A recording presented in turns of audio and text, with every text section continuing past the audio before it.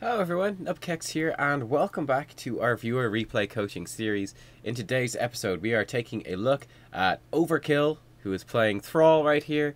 Yeah, hopefully this should be a pretty interesting one. We're on Towers of Doom. He has a few questions going into this game. I won't put the email up on the screen for this one, but I'll just read through the main bits here.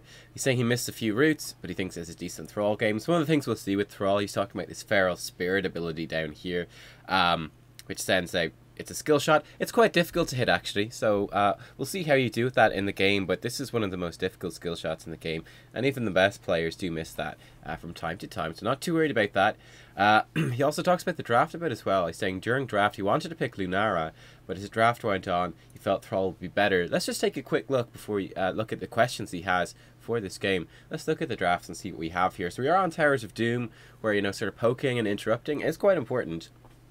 You've got a very nice composition here, actually, a very nice composition. You've got Johanna, sort of the main tank, so she brings a lot of wave clear to these lanes, which is going to be pretty useful, especially because you're going up against an Azmodan. A lot of wave clear. She's great at interrupting channels and interrupts very safely because she has her, in fact, let's pop it up, she has her iron skin to make her safe. She's got shield glare, which is a big, long, nice, easy to hit skill shot that will interrupt stuff, so that's really great. You've got Li Ming, who obviously excels on this map. Really good team fighting, really good poke damage, very long range, also fantastic around all these altars. Falstad, similarly, he's got quite a lot of range with that boomerang, which is good, and also he's got the global presence that he can fly anywhere around the map, so he can be at the bottom altar and then fly up to join a fight at the top altars. Really nice. Oriel, just solid tier 1 support, and then we've got yourself on the Thrall. Would Thrall fit better? Would Lunara fit better? I like the Thrall pick a lot here. I think Thrall is also fantastic. The sort of sustained fights around these altars, poking back and forth. Thrall just thrives in that environment. You're getting constant heals from your trait here, Frostwolf Resilience. So when you do ability damage, you're going to heal yourself, which is fantastic. Chain Lightning, very effective at poking and delaying these tributes. You get a lot of value out of that around these fights. So yeah, I mean, I think your comp is just on its own really good. I like the Thrall. I think if you had Lunara instead, it's putting a lot of pressure on the Johanna shoulders. You got these 3 squishy heroes, and Li Ming would probably be fine, but I think for the Lunara and the Falstad, it becomes much more difficult without a good front line, especially Falstad, I feel, to really make use of their abilities to the max. They tend to be back and doing more sustained damage, or more pokey damage, as opposed to actually being able to go in and fight. So I quite like that, but let's look at it in comparison to the enemy team draft. So they've got Myrddin as their solo warrior. That's a pretty good choice. You can't go wrong with Myrddin ever, really. Then they've got quite an interesting and weird composition here. So they have an Azmodan, so they'll probably be focusing quite a bit on split pushing. Azmodan also good on their smap for interrupting, getting split push on while there's stuff happening at the altars. So pretty interesting choice. Then they have Medivh and Raynor as the other 2 damage dealers, and I feel like their comp is really falling apart a little bit at this. The Medivh is nice to counter the Li Ming, but I kind of feel he thrives a bit more with a bigger damage dealer. They've got sustained damage with Raynor, and Raynor's going to be okay against your front line, but I think Thrall and Johanna actually aren't the worst against Raynor. Johanna with the blinds can shut him down a little bit. Thrall can, you know, poke. He's got the Sundering, which can catch Raynor out of position quite badly, and the roots, because Raynor's so immobile. Thrall skill shots, you should have some success actually against the Raynor. And they've got Brightwing, sort of sustained healing. So they're going for a sort of sustainy damage type thing. They're going to have a weird composition, whereas yours is just a really nice all-around comp. You know, you've got a great solo tank, you've got great burst damage, you've got great sustained damage and map presence, great heal. You got kind of everything. It's a really well-rounded comp. Theirs is much more odd, let's put it that way. They've got a lot of sort of sustained damage, and they've got the potential of having really good burst and poke, but it might not always work. So I'm definitely leaning towards yours, and I do like the Thrall pick in that. So to deal with the questions we're going to cover in this, he says, what can I do to be a better Thrall? And it feels like it's a very safe pick and can carry the game. But he doesn't know if he's good enough, or should he trust his Thrall. So I haven't watched this already, I've got no idea, but we'll address that during the game. How is Thrall performing for you? Cool. And then he's also wants to know about Thrall's builds, and we'll see that as we go on. Thrall has his talent diversity is pretty awful. There's pretty much like 1 or 2 main builds that you go with, and that's it. Anyway, Li Ming, I like it. Everyone's saying good luck. Isn't that lovely? So yeah, he picked up Rolling Thunder at level 1. Nearly always go for this. Block can be an option, but I would probably go for Rolling Thunder. especially on Towers of Doom. The extra range, really nice. Extra mana sustain, pretty good as well. And the mana sustain will be good against, you know, laning against Azmodan or something. Oh, okay. Ooh, he's actually gone for Master of Destruction. Quite strongly dislike that, actually, from the Azmodan. Quite strongly dislike... Oh, my God, and Righteous Smash. Alright, so we'll criticize everyone's talents in this, because it is, I think, a silver level game. So there's going to be horrific mistakes all over the place in terms of talents. So number one, I really don't like Azmodan going for a laser build too much. It's okay, but I would personally be saying, you know, the Sieging Wrath would be really good. Really easy to start stacking that up against heroes that are trying to channel. It could be some pretty narrow choke points around the map, so that could get a lot of work done. So I'm not a big fan of that. It's not awful, but I'm not a big fan. Then on your side, I think Righteous Smash is easily the worst talent for Johanna. Why would you not pick up Block against the Rainer, which is the main threat against you? I don't know. Maybe he knows, but I don't. It's a mystery to me. Anyway. As you can tell, I'm still very nasally and sick, and that makes me very cranky. I get cranky when I'm sick, so apologies for that. Nice little ARAM mid here. Okay, so an interesting move. Like 5-man mid is just pretty much the best thing to do in most circumstances, and what you're looking to do is just see, can we get a kill? Can we work something out so that, you know, we'll trade with the enemy team, and you want to pay attention to whether you sort of pick potential that you have, or does the enemy team have like a Kerrigan or something? Maybe we don't want to really do that. But yeah, you'd be looking for sort of picks. So you're all there. The enemy's actually sent all their heroes to the bottom, and they're looking to push that in pretty aggressively. So at this stage, you'd be looking at rotating. One thing to say about Thrall, immediately as we go into this actually, is that you are probably looking at being the sort of the main solo lane dude for your team. You've got Falstad as well, who's also very good at it. However, Falstad is much more flexible than Thrall in terms of going around the map. He's good everywhere. Whereas Thrall really thrives in the solo lane, and pretty much only in the solo lane.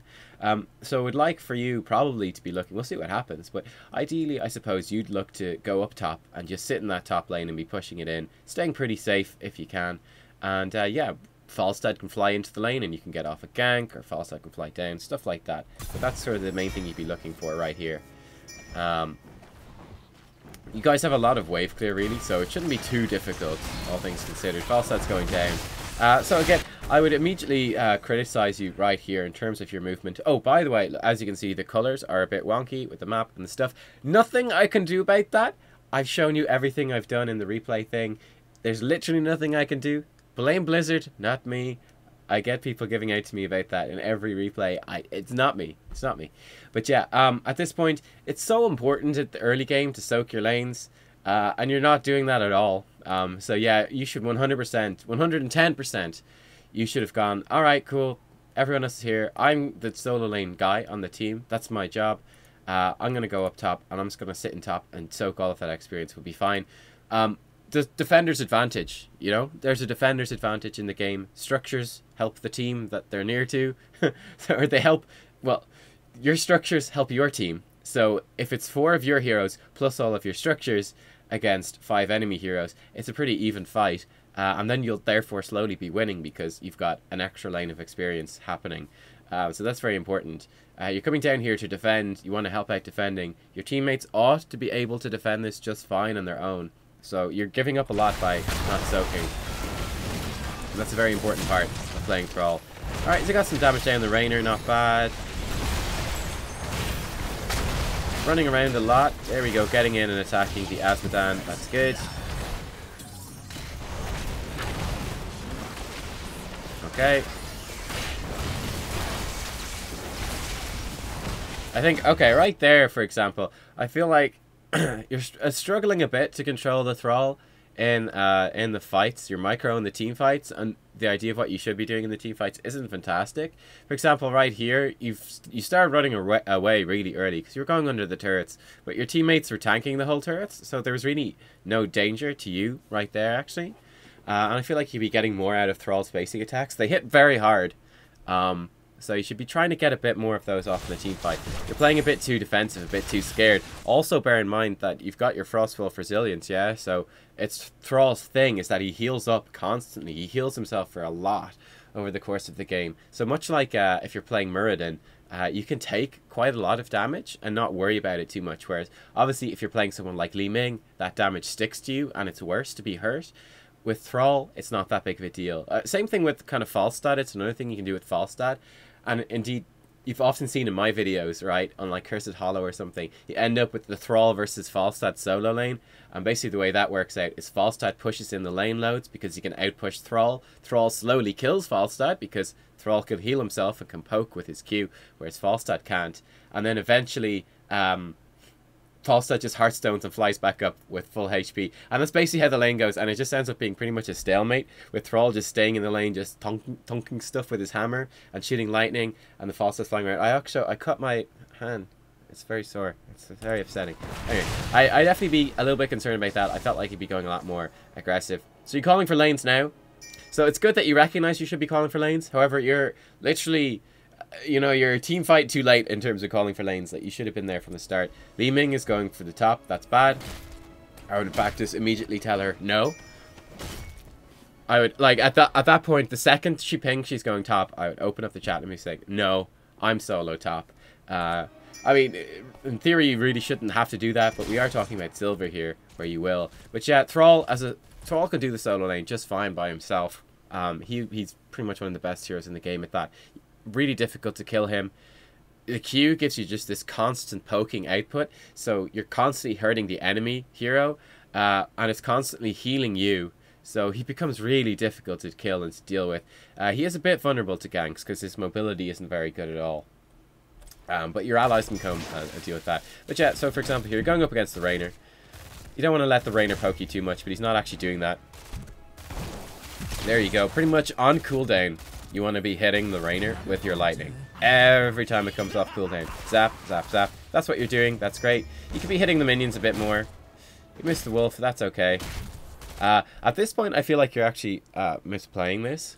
So I felt like you should have been in there hitting the minions because the Rainer wasn't shooting you. If the Rainer, once the Rainer turns around and starts shooting you, you can just back off and come back and keep poking him with the chain lightning from range, but staying out of his range. But he was just shooting your minions, so if he's just shooting your minions, you're in no danger. So you can go just thump whatever you want with your hammer, and it's fine, right? And that's quite important. Is if stuff, and the same with the towers, if they're not attacking you, and they're not going to be attacking you, then they're actually no threat. There might as well be no towers there, as far as you're concerned. So yeah, that's sort of important to know. Up here in the lane, like, you're just giving up a lot of health now for very little. So you're tanking the minion wave out here. Rainer was then able to go, oh, Thrall is doing something kind of silly. He turns around and finally starts shooting you. You should have probably been doing a bit before that. But yeah, there's really no need to tank the minions out here. As you can see, you're taking a lot of damage. You can just bring them back to your towers and let the towers finish them off. It doesn't really matter if it wastes some ammo. That's fine. But I mean, as you see, like, you're walking away. Before that trade happened, you were pretty much... you had a lot of health, and you still had a good bit of mana. But you went in to fight the Rainer. You had to burn your Wind Fury for your regen globe. You're down to, like, really low health and mana. You might even have to tap a well now at this point to be ready for this fight at the altars. Instead, what you could have done is just went, alright, cool, backed away. Let your towers help you kill the mini wave. You would have killed the wave quicker, more safely. You would have been on much better health and mana in terms of this altar fight. So you've put yourself actually at a bit of a disadvantage here going into this, because you're kind of tanking that up. But there you can see the Thrall healing does help you out. You got to tap the well, and that's alright. But you are, I think the more important thing, so the healing didn't actually end up being too much of a problem. It can't actually see the Thrall ticker thingy here. Normally when you're playing Thrall, you have your ticker, which shows you your trait. So your trait actually did just pop straight away, and fine, you got healed. It's not a big deal. You had to pop the well anyway, but that's not a huge deal either. I'd say quite importantly now, though, this is a giant minion wave, because it was most of the first wave. In fact, I think it was most of a couple of waves built up before that, plus then this new wave coming in. You're going to miss all of this. You're going to miss all of this experience. You're not going to get any of this experience. Why? Because you got to come down to these altars now. If you just let the wave walk forwards and the towers would kill them, you would have gotten at least the first chunk of the wave. You wouldn't have got the second wave. They would have actually met then in the middle, and you could leave them just fighting in the middle. Neither team is getting it. It's not a big deal. But there's all that first wave. You never actually killed it, and now you're going to miss out on the experience. So that's kind of important. Because look, if you look at the team experience, you can see your team is falling behind. The enemy team is going to hit the level 4 first, probably. Well, I don't know how this fight's going to go, but it seems kind of likely. You can see down the bottom lane, the Falstad has a similar problem. You've got this big wave here that's not being soaked. So that sort of stuff adding up is putting you guys behind. So you're losing the game at this point, right? But you could be making that better. Johanna will interrupt. It's yourself versus Brightwing. That's fine. Again, you're mostly looking to chill out here. Really wonky positioning from everyone, really. Like, Li Ming is just like, fuck this! I'm going over here! I'm out! See ya! I don't know. But yeah, sad face, all that wave is being lost. Feels bad, man. Falstad is gonna lose this. He's got no health or mana. Does he have Fly active? He does.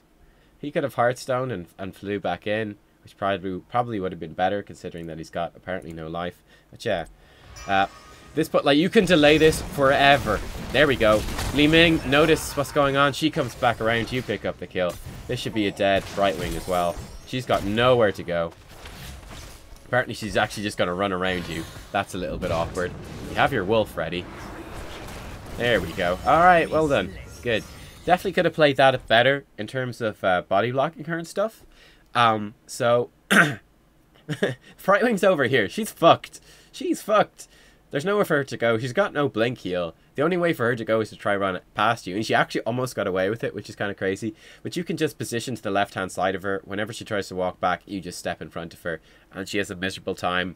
So you can maintain that completely safely, just body blocking her. So imagine that Brightwing is here. You can stand on the left of her. She tries to run down. You run down in front of her on the left. That's just another little micro thing. It can be kind of difficult to do. But yeah, that can definitely work out. Looks like you lost the bottom one. And now it's a pretty even fight over this top left one. So you're coming in here. I would say certainly you could try to cautiously engage. Falstad is really not using his fly very effectively. So it looks like he might not even be here for this. And you can certainly push in. This is pretty nice. Nice kill on the Muradin. Good. You've got someone behind you. Nice damage on the Rainer. I like that you've turned around. You started to hit Asmo. That's good. Falstad does arrive. Very nice, you picked up that. I say at this point you want to be looking at pushing in very aggressively right here. Alright, there we go. I think you could have been moving a bit more aggressively to the left.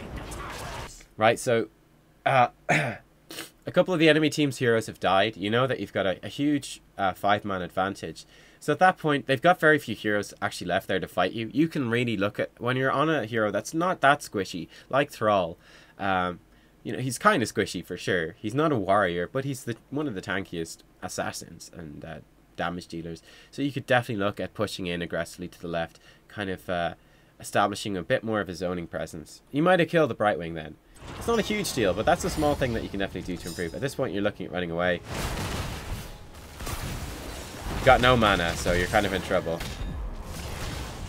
You probably will die, actually. No, you're gonna run away. Bah, you actually got a kill in return. That's hilarious. But that should have gone much better for the enemy team. Again, just very bad target selection from them. Very bad focus fire. It's silver. It happens.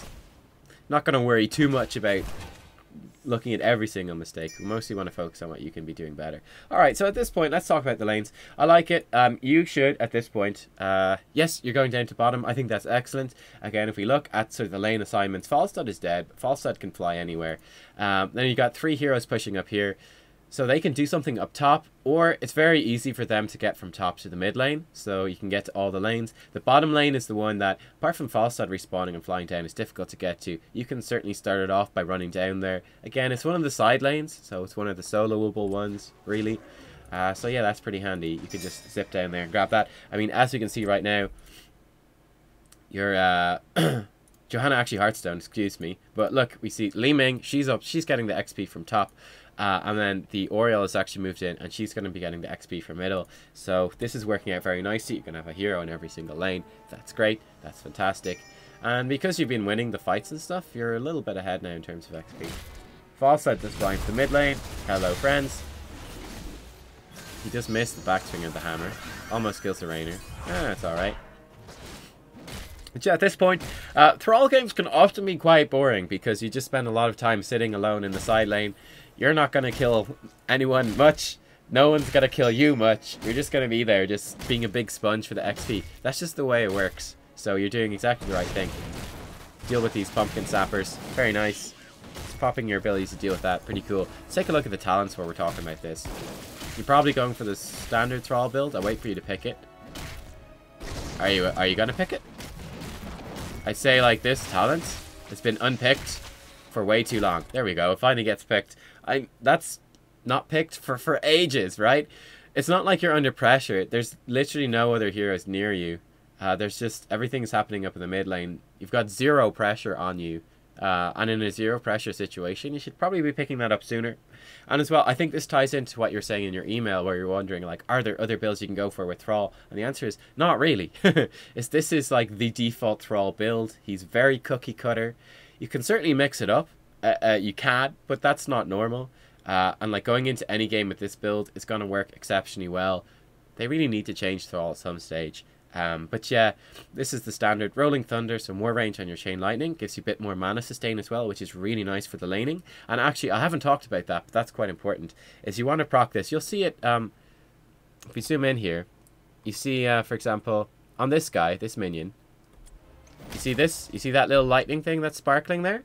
That's the Rolling Thunder proc. So what you want to do is that every time you hit someone with that, a minion with that, or a hero, anything with that on it, you will restore 10 mana. So important thing while you're laning with Thrall is you're going to hit multiple things with the Chain Lightning bounces. You want to go around and just like tonk each one to get your mana back, and that will help your mana sustain.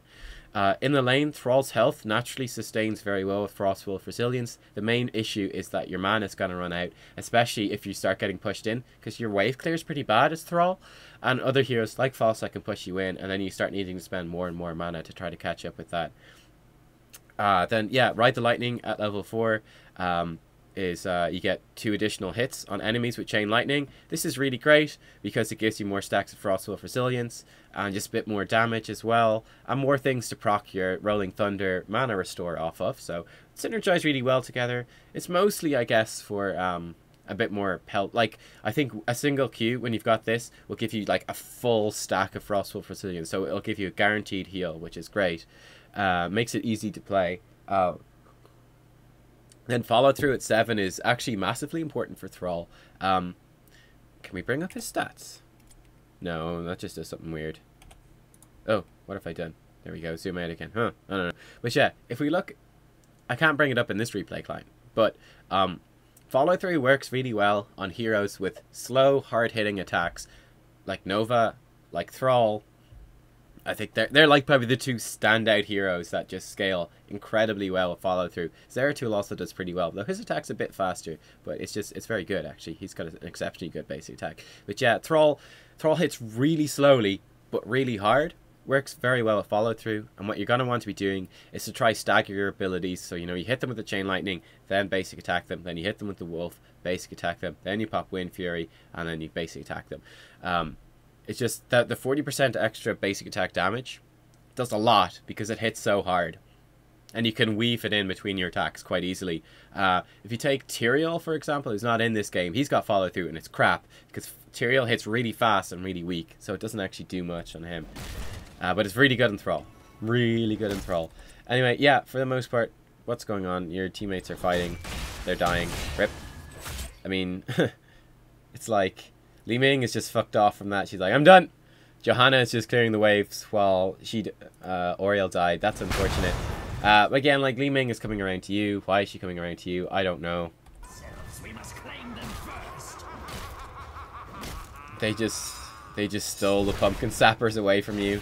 So again, your teammates are just fucking up the map. There's really not much you can do about this, because as Thrall, like I said, your job is to just sit in one of the side lanes and to soak the XP, and that is your job. That is what you do. You're going to rotate if you need to, if there's some sort of team fight, but for the most part, if your teammates are playing properly, that should never really be an issue. But bear in mind, it is silver, so that will happen kind of often, but this is unfortunate. You really need to be tanking these sappers. You're not in any danger. I mean, Li Ming is tanking them more than you. And you can heal yourself, and she can't. Okay, cool. You kill the sappers. Nice. Brightman goes down. Not bad. Here we go.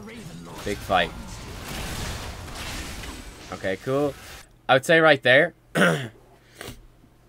Right there, he missed a follow-through opportunity, yeah? So you hit the Q. Good Q onto, I think it was Medivh. So you hit the Q. You were literally right beside the Azmodan. All you had to do was turn around and thump him in the face. You get a big follow-through damage proc. Very, very nice. You didn't do that. Instead, you're turning around running away. So I just say, get the damage off. Then you can run away and try to break the laser. You're actually going to use, like... You've given up so much of your damage just to break the laser. You could even just turn around and just call his bluff and try to focus him down, you know? With your follow-through damage, then with your Wind Fury. You've given up all the Wind Fury damage for running away. You've given up... That's 2 follow-through procs that you've given up as well. Now you got to turn around. You get 1. That's 1 follow-through proc. Okay, the Wind Fury damage does come out. And there you go. But you can see right there, yeah? Look how much you've chunked the Azmodan's health. How did you chunk his health? You chunked it with your Wind Fury and follow through, and then with the Q and follow through damage. You could have done that damage over here. There's nothing stopping you from doing that. So I think you could have done that. I guess you just... It's kind of a difficult thing as well to understand how you're going to trade with them. And also, later in the game, you're going to be able to just destroy Azmodan if you... Depending on your talent builds, with the standard one. But yeah, pretty nice. There you go. They explode. Good. I would say, though, that, yeah, you could have been doing that over here. There's literally no reason to really not just turn around and start just beasting the Azmodan. Yes, he's going to do damage to you with the laser, but it's not that bad, really. And you can put the pressure on him to kill him. Again, you're going to be... For all those Q bounces, for every time you hit someone with that Wind Fury sped up attack, you're generating a charge of your Frostwolf Resilience. So you will heal yourself up. It's not too much of an issue. Obviously, you have to pay attention to your team fight and how your teammates are doing. They're doing well. I like that you're capping the thing. All right, well played. Okay, at this point, again, what we're looking to do is to go back to the lanes. You're heartstoning. Well played. I also like that you're being positive with your teammates. That's something that I should do more. Life lessons. But yeah, so you're heartstoning. I say at this point, your teammates are all here. Li Ming's probably going to heartstone as well. In fact, probably everyone might be looking for a heartstone at this stage because none of you've got any mana. But yeah, heartstone, and then I would just like take over top lane again, and just go and own the top lane and spend the next 2 or 3 minutes just probably next 2 minutes until an altar spawns, whatever it is, minute and a half, I don't know. You're just gonna spend that time sitting there and having a really boring game where you just soak the lanes, and that's how you do Thrall. So you're going the wrong way right now. You're going again. If we look at the map, you've got 4 of your allies are down here. They can get to either the bottom lane or the mid lane. I realize that there's a big wave of experience, but your allies are really close. There's also a pretty big wave of experience up here, and no one's close to getting that. Falstad could, but for the most part, he might not be able to. He might be busy down bottom. So you're coming to join in this fight. They've already won this though, so it's working out well, but it's still not the best move. So the more efficient use of your time would be to get up to the top instead. So yeah, like, you came in, you got a couple of kills. That's because the enemy team didn't play it very well, honestly. I think it's also in a more ideal game, it would be much better to be coming in to soak the lanes. That's a very interesting thing. It's something I've been talking about in several of my videos recently, is the different metas. Is that now Thrall's not great at doing the siege camp, but he can do it, and this one's pretty easy to take, so it's working pretty well, and I actually quite like this call.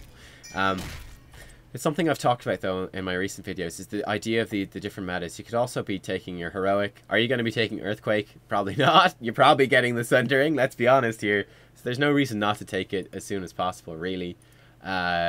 I mean, you're not looking to play mind games at silver, definitely not. And definitely not with Thrall. With some other, like with Li Ming, maybe you could hold off on your heroic choice. With Thrall, there's really no point. Just take the Sundering. Yeah, one of the things I've talked a lot about in recent videos is the different metas and different types of play. So it's like, yes, if in a good quality game, you should 100% be going up here. It was like level 9 to level 7 as well. You guys had a big XP advantage. You should be able to pull off the invasion and back off fairly safely. People were low on mana, so it was a little bit dodgy. But realistically, it should be just you grabbing that solo lane, and things would have worked out really well. You roamed down, and it actually worked out well as well, because the enemy team didn't play very well. So that's always one of the difficult things, is basing off the feedback of how the enemy team will play. I would say coming down here is not a consistently good move, though, whereas going up to the top lane is consistently good. So even though it worked out pretty well in this case, I would say that wouldn't be sort of general recommendation. This is pretty good. You grab this. You can come down and grab this. A bit risky. Yeah, I was just about to say, we don't know where the enemy team is. There could be someone waiting in the bush for you. And yeah, there we go. So, decent sundering. Hit them with your Q. Nice sidestep. Alright, you got out. I would say, again, you get when you're in a tricky situation like that, you can, when you get more advanced and more comfortable with Thrall, you can be paying a lot of attention to your healing thingy. So you can know that, okay, if I go in and hit him twice, I'm going to get a big heal, and that will turn things around. That's quite important to playing Thrall at a very high level. At a lower level, or just like if you're playing Thrall more casually, I think it's fine to just run away. But I would pay attention to hitting them with Q as you run. It doesn't slow you down much, and it will generate, with two of them stacked up like that, it's at least 2 procs of your Frostwolf Resilience. That might add up to something, so that would be pretty useful to do. But yeah, it was at that point, right, where all your teammates were up top. I think they'd all shown up top as well. So the enemy knew that it was pretty safe. That you captured the camp, so they know you're there. So there was a bit of a risk that the enemy could have been there. Might have been safer to just go around this way, where there's like no threat, no danger to you, whichever, like up the top side or through this bottom one, doesn't really matter. You're going to be safe probably either way, unless they do a really aggressive play, but that's unlikely to happen at Silver. So yeah, you could have potentially done that. You got out of it okay, and I think you did. You know, you sidestepped well. You need to back off, and that was good. Oops. So yeah, it's fine, but yeah, definitely need to be a little bit careful. Always be thinking of like, where does the enemy team know where our team is? If all 4 of my teammates show up on one side of the map, they know that I'm alone. So let's be really safe. I think that's kind of important. All right, so you got a couple of things. Again, you've Hearthstone, you've come back. It's all good. Allies are up here. Moving into this fight. Coming in. Okay, queued onto the Murden. I would have personally queued onto the Medivh right there. Just get him down. Missed the Wolf. Hard skill shot to hit. The teammates are winning the fight. Again, you're running away here. Why? Why are you running away? Okay, this is so important. I think it's very clear watching this. Like I've said a couple of times, recognizing, are you actually in any danger? For example, up here, we saw it earlier, a couple of towers, you're scared of the towers, but the towers were shooting your Johanna and your Li Ming. You were never actually in any danger. Again, there was another thing sometime, but right here, look at this, yeah? There's only 3 enemy team members. You've just killed one of them. Well, Li Ming killed him. Brightwing. But we see 3. Asmodan is somewhere. I think he was up middle, I'm not entirely sure. I wasn't fully paying attention to that because I've been watching you. But, right here, in this situation, you are on full fucking health, man. You're in full fucking health. Are they going to be able to kill you? Not that quickly, really. But more importantly, your poor Oriel is in the middle of this. She's out of position. She's weakly positioned. They're obviously, all of their damage is going to be focused on Oriel. She is their kill target right now. If all of them are shooting Oriel, none of them can shoot you. So there's literally, you could be standing right here. You could be standing right here. You could be standing under their tower, and you're not actually in any danger of being killed by them. At least not immediately, because they have to burst all of their damage through this Oriel health pool. So you're running away from nothing at this point. Like, you should literally be stood probably in front of her. You should be stood right here if you can get in there. I don't know if you probably can't. There's not enough space. But you should be stood between the Oriel and the Murden. Yeah, you're going to take extra Medivh damage, but you might block a Stormbolt or something. I suppose she's just been hit by a Stormbolt, actually. That's bad advice. But you know what I mean? Like, at this stage, she's the one that they're focusing all the damage on. You should be getting in, like just running into the face of the Rainer or running into the face of these guys, just going nuts on them, going ham, to try to distract them away from her. This is like, what are you running? Okay, Desmodam was here. But still, even if there's all 4 of them, there's no danger to you whatsoever. Like, you're in 0 danger. It's your Oriel who's in danger. You need to help her. Nice falling sword, hit nothing. And once again, you're being way too passive in this team fight. It's like, you're staying way back. You're just really scared about a bunch of damage that's not actually there. Again, you heal yourself for so much, and you heal yourself by being aggressive. So you should be in there doing it and triggering it. Again, right there, I would say another little misplay is that you popped your Wind Fury and your Feral Spirit right at the same time. Really big weight. You even missed it, which is unfortunate. But yeah, pop the Wind Fury, thunk. Get your follow through proc off on the Azmodan. He's big, he's easy to hit. You get the move speed, so it's fine. Oriel got stuck, yeah. Then you throw out the Feral Spirit afterwards. So you get a follow through proc off each of them. You fire them both off at the same time, which means you don't actually get follow through procs. That's quite important in terms of the damage. Also, you could be, in that sort of situation, you could be quite chill about firing the Feral Spirit. Look at this, like, Azmodan. He's fat as fuck. He's really easy to hit. Look. This is the skill shot. It's small, but he's big. It's easy to hit. So you can chill out and hit him pretty easily. So yeah, a bit of a misplay. But I think, like, the mechanical misplays are, I think they're a little bit harder to fix. That takes more time and experience. I want to point those out to be aware of them. I think the bigger issue for me watching this, the thing that stands out to me as like a strategic thing that you'd really improve on is paying attention. It's so standing out to me watching this game. I haven't watched this before, but it's pay attention to where the enemies are going to be focusing their damage. Are you actually in any danger? Because you're playing Thrall very passively. You're very much looking at... And I understand it because Thrall can get blown up very quickly. He's difficult to play in that sense because you have to be constant. That's where the difficulty with Thrall comes into. He's easy to play in the laning phase because he's a bully. He's so strong. It gets difficult to play in the team fights because you're going... All I've got is like a long cooldown, you know, 30% move speed boost. It's not really that great. You're pretty vulnerable. And it's all about playing around, okay, getting my follow-through procs off, and being in a good position, maintaining the heals for my Frost of Resilience. So it's all about soaking up a reasonable amount of damage, but not too much damage, not actually getting bursted down and killed before you can self-sustain yourself. And that's quite difficult. But you're definitely playing it way, way, way too safe. You could play it a lot more aggressively, for sure. I had one other thing I wanted to say about this before I moved on. What was it? Let me drink some tea and I'll think about it. I remember. Tea works miracles. Okay, so, and again, I would say, with Thrall, a lot of your damage comes from your abilities and from the follow-through procs. It's not super important that you're like basic attacking on cooldown. Whereas, let's say, I mean, you're playing Vala, right? Or Raynor. You want to be just basic attacking constantly. You want to be stutter stepping and basic attacking.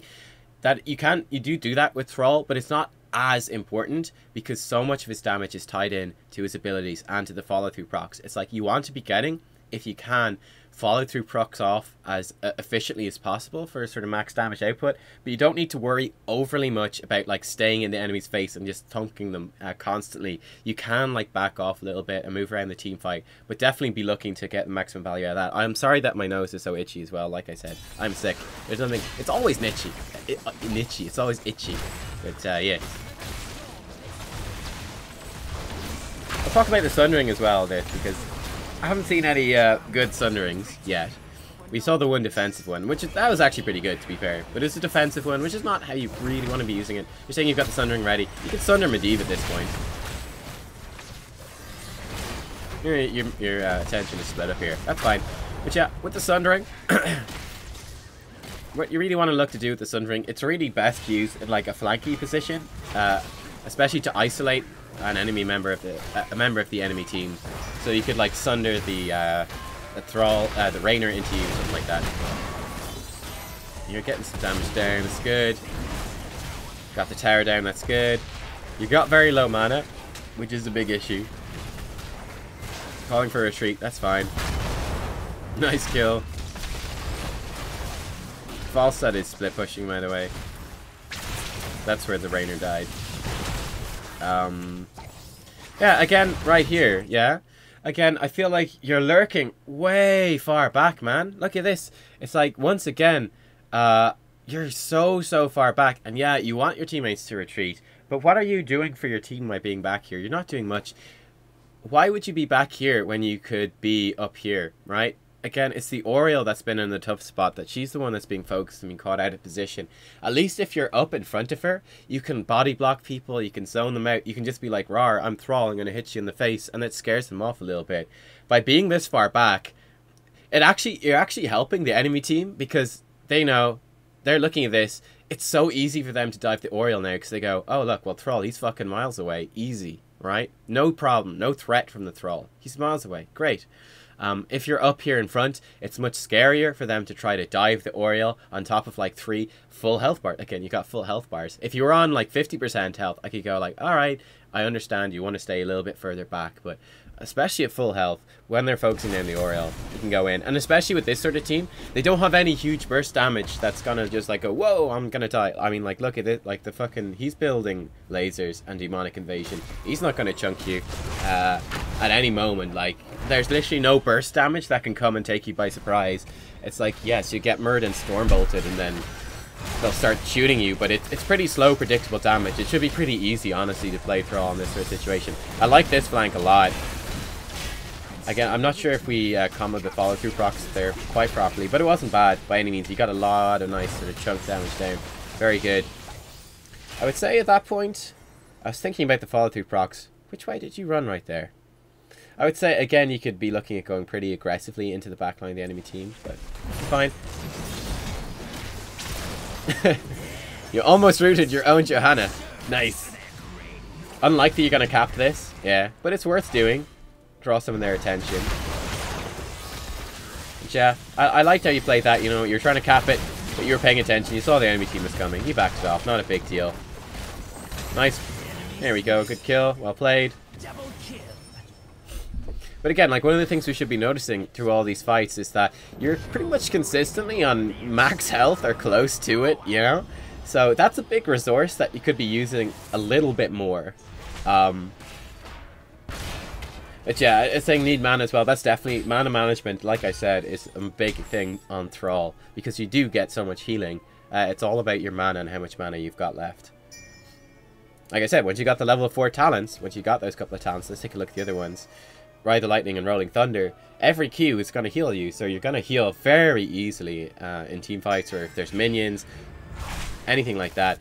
At this point, okay, so you're coming for the Asmodan. It's kind of awkward. I honestly, I know I'm being very harsh on you, but the Oriole is positioning pretty fucking badly, right? So that's part of it. But I would say at this point it'd be like, oh fuck, save her. She might just die. What does she have? It's Crystal Aegis. Yeah, but I think she's just dead.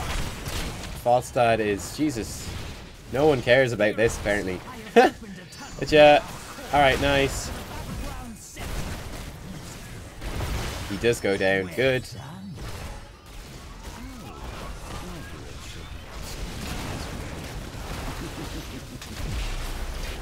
Okay, cool.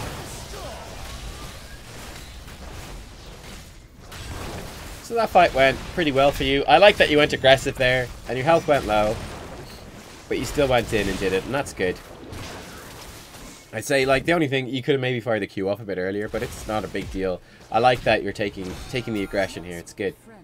You can also rely on your support a bit to try to keep you alive as Thrall. Because again, Thrall's not jumping around the place like a madman, so it's relatively easy for the support to track where he is and to keep in range. But he is pretty self-sustained. She polymorphed away the Condemn. That's kind of funny. Alright. Couple of talent things here, actually, because I don't like the Fork Lightning. I think it's a really bad choice for this game specifically. So I love the Giant Killer at level 13. It's kind of like the go-to with Thrall. However, I think it's called, I forget the name. I think it's Tempest Fury at 16. Someone was like, one of the feedbacks from one of these previous viewer replays was, dude, look up the talent names beforehand. I said, yes, that's great. I did it for like one of them, and then I've forgotten ever since. But yeah, I will do it in future. I think it's called Ride the Light. No, I forget what it's called completely. Tempest Fury, basically what it does is it makes the last hit of Wind Fury hit 3 times. That's really nice to combo with Giant Killer, because this does every basic attack, does bonus of 1.5% of the enemy hero's maximum health. Guess what? That combos with 3 extra hits. Each one of those 3 hits will apply a full stack of Giant Killer. So it means you go like, you very quickly go dump, dump. 2 big hits, and then the triple hit at the end is going to do a big chunk of Giant Killer damage. It's going to do a bonus 4.5% of their max health. That's going to be really great against Muradin, because Muradin is popping Avatar. Muradin has ridiculously high max health. That's going to be really good against Azmodan. Azmodan also has got really high max health. So that's something you should be really looking for. The reason I'm really not liking Fork Lightning in this particular game especially is that you're not actually...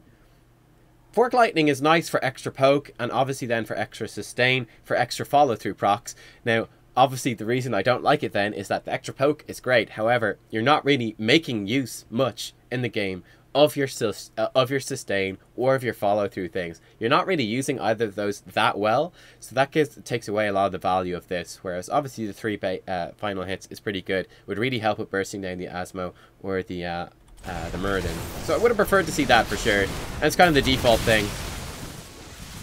But like the extra Fork Lightning, it's a good talent for sure.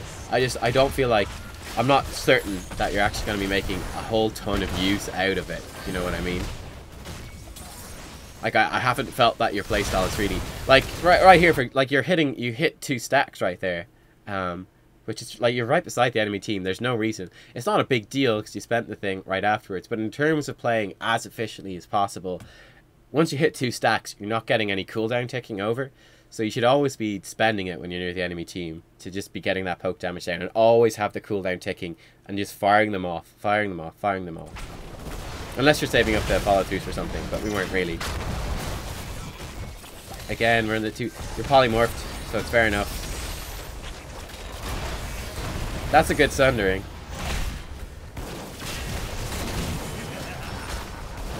Alright, there we go. Nice. Running down to the altar. I think that's a good choice.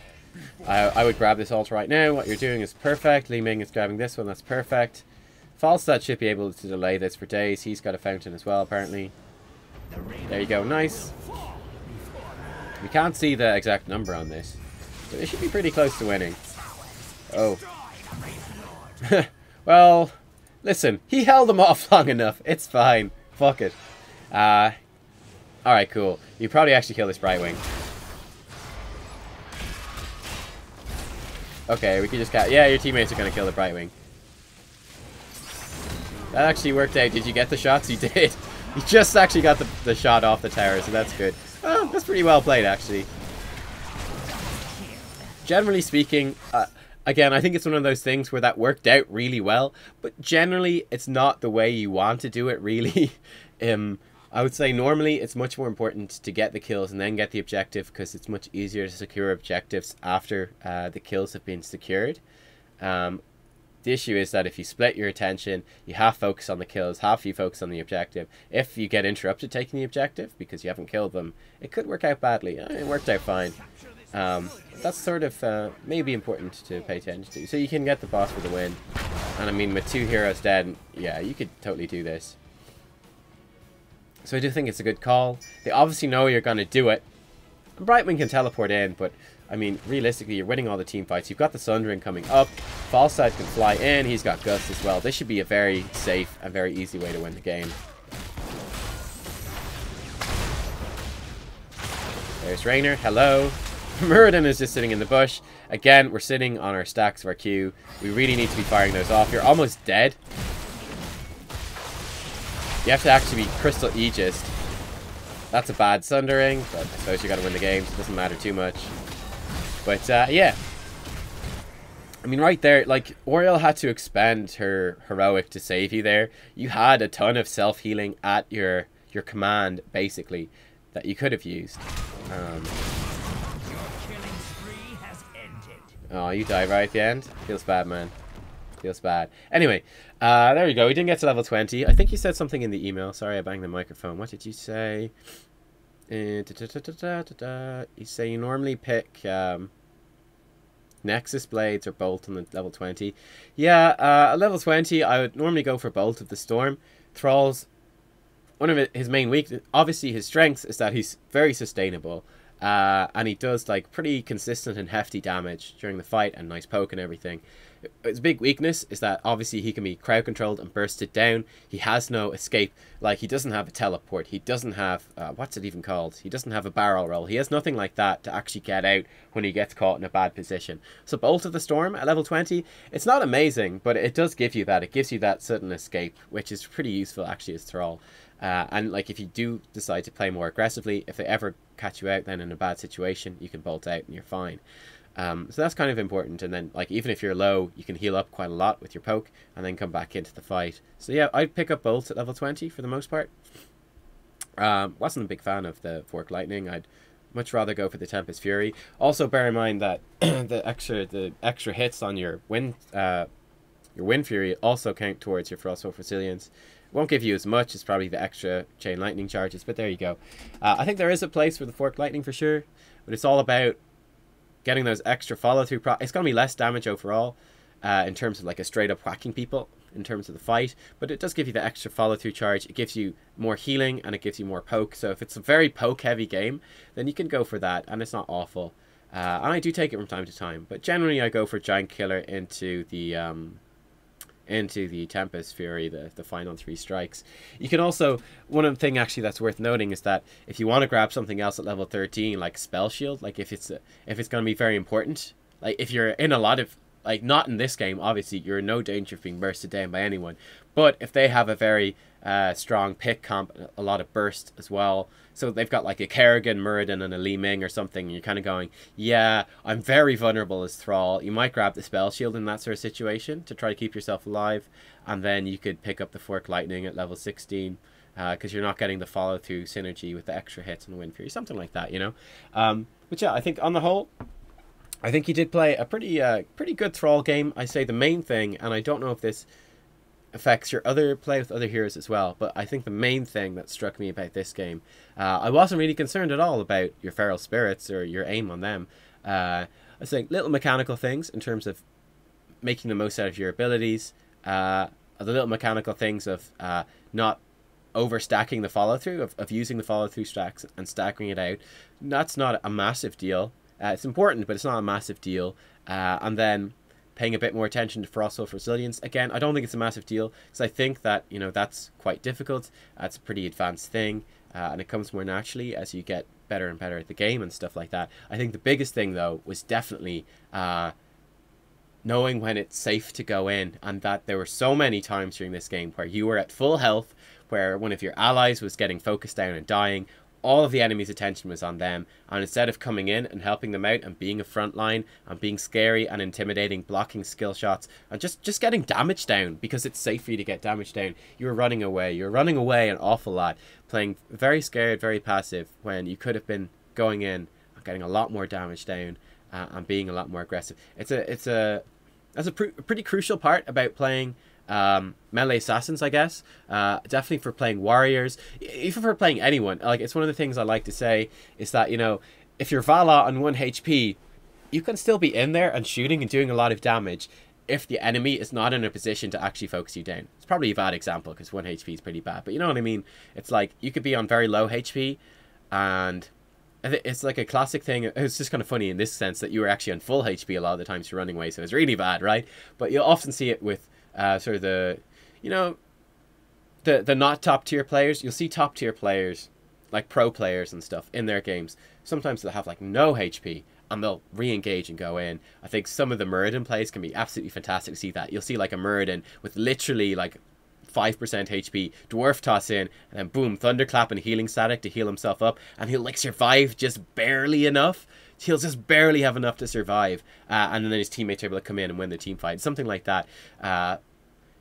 Knowing when it is safe, even on low HP, to engage. But yeah, in this case, it was you're on high HP, you're on full HP, and you're running away when there's no danger. So do pay attention to that, or even when you want to retreat.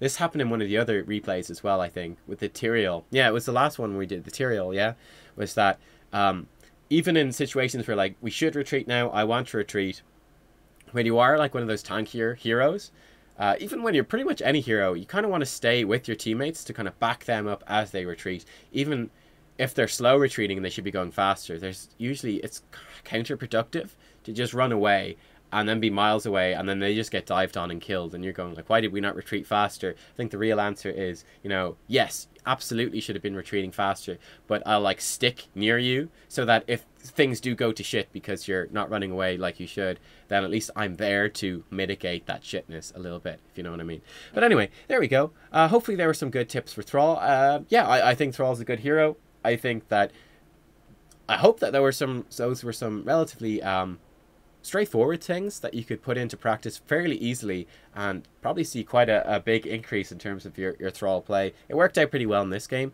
Can we check out the stats and stuff? You actually topped the hero damage. You did really well in terms of that. Only died once, pretty nice. Our siege damage wasn't fantastic. But there you go. Oh yeah, also, again, one of the things I mentioned at the start was that very important to as Thrall to be the solo laner, yeah? Is you aggressively take control of the solo lane. Be like, all right, top lane or bottom, just the most isolated lane. You just go, that is mine. I'm going to own this lane for like the first 10 minutes of the game, and it will be pretty boring, but I'm going to own it. It's going to be great.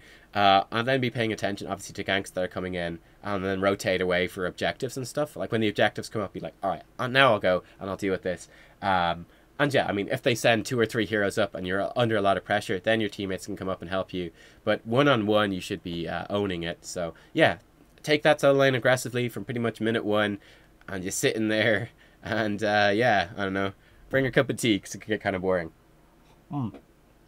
Anyway, lots of info right there. So give a like, guys, if you liked it and if you enjoyed this video. And yeah, you can feel free if you want to have your replay looked at. I obviously, again, I need to say this, I do not get to look at them all. I'm sitting down today to do a couple. I have about 10 or so, like just in the last couple of days since the patch. I suppose it's been about 5 days. I've got like about 2 a day, and I only can do like 2 a week, right? So I don't get to cover them all, but I do try to get through them. And yeah, do pay attention as well. This is important. Try to get heroes or like roles or questions in the videos that I haven't covered in the other replays. Like I said, I'm still getting more Sylvanas replays, and I really want to cover them because I'm sure there's great stuff in there, but I literally just covered Sylvanas, so I won't be covering Sylvanas again for a while. Likewise, I literally just covered Thrall, so if people have sent in Thrall replays, I won't be able to cover them, stuff like that. So at least not for a little while. So yeah, that can happen, is that even though I do get a lot of replays submitted, that oftentimes they'll be covering, it'll be very similar to something I've covered very recently, so I won't actually do it. So you can get your stuff through, so do send them in if you want to have it looked at.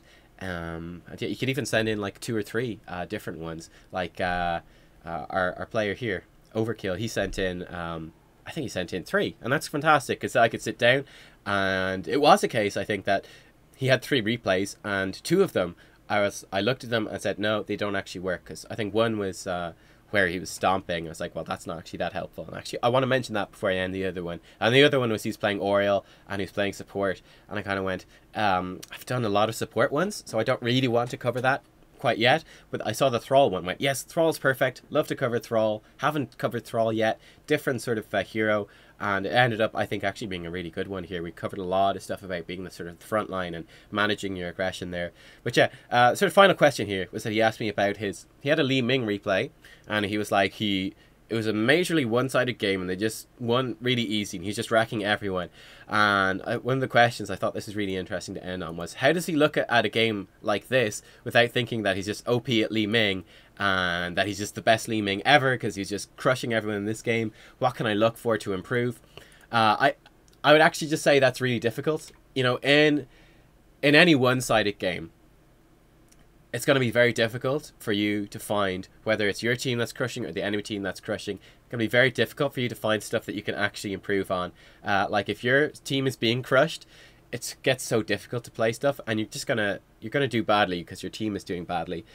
If you're absolutely crushing people, well, your team is doing so well that it covers up your individual mistakes. So I'd say in any very one-sided game, I probably wouldn't actually look too much for mistakes and stuff like that. You know, you might notice a couple of things yourself going through it, but for the most part, I would say just set them aside.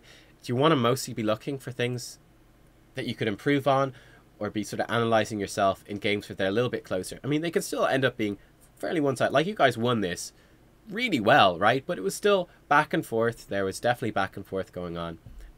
So do watch out for that. Yeah, focus on other things. I was just taking a quick look at putting on a clinic, huh? I don't know, other talents that we could talk about. I think, actually, I won't talk about other talents right here in this. I think we've covered enough stuff. Listen, thank you everyone very much for watching. I hope you enjoyed this one. I'll see you all next time for more Here's to the Storm. Bye-bye.